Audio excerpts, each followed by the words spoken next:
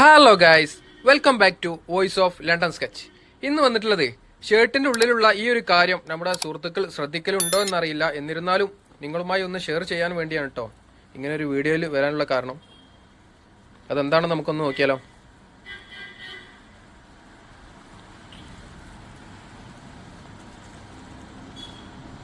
ഇതാ ഉള്ളിൽ വരുന്ന ഈ ഒരു ടാഗ്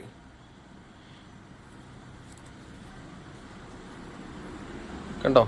ഈ ഒരു ടാഗ് ഷർട്ടിൻ്റെ ഉള്ളിൽ വരുന്ന ഈ ഒരു ടാഗ് ശ്രദ്ധിച്ച് വായിക്കാത്തത് കൊണ്ടാണ് നിങ്ങളുടെ ഷർട്ട് പെട്ടെന്ന് പെയ്ഡ് ആവുന്നതും അതുപോലെ തന്നെ ലാസ്റ്റ് ചെയ്യാത്തതും.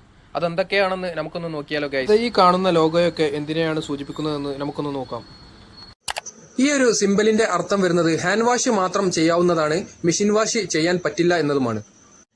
ഇത് വരുന്നത് ബ്ലീച്ച് ചെയ്യാൻ പറ്റില്ല എന്നുള്ളതിന്റെ ഒരു സിംബലാണ്. ഇതാണെന്നുണ്ടെങ്കിൽ ബ്ലീച്ച് ചെയ്യാൻ പറ്റും എന്നുള്ളതിന്റെ സിംബലുമാണ്.